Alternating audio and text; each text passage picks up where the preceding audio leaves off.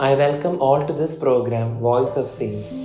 Today, 20 July, our Holy Catholic Church celebrates the feast of Saint Margaret of Antioch.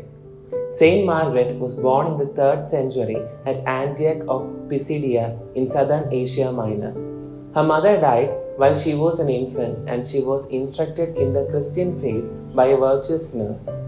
When her father, a pagan priest named Edicius, learned she was a Christian, he drove her out of the house. She became a shepherdess to earn her living. When a Roman prefect arrived in the region to persecute the Christians, Margaret was imprisoned. The priest, fascinated by her beauty, desired to save her life and add her to the already considerable number of his wives and concubines.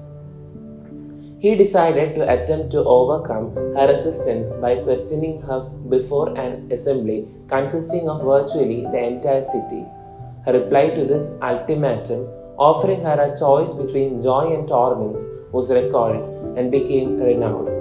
She said, "The true life and true joy, thanks be to God, I have already found and have placed them in the stronghold of my heart, that they may never be removed.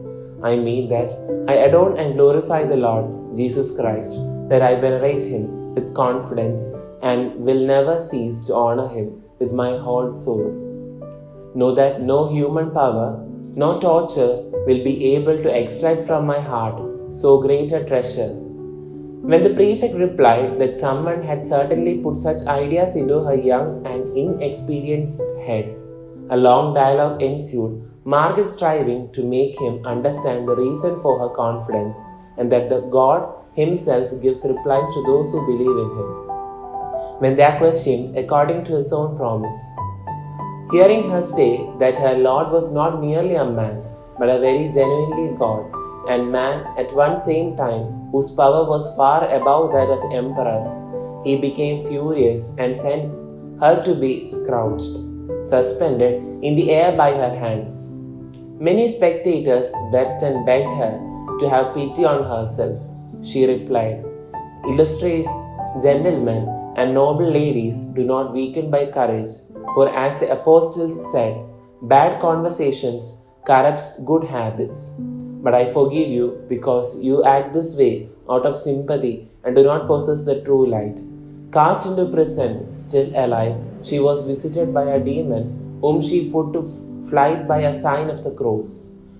There followed a vision of the cross of salvation, accompanied by a voice exhorting her to persevere.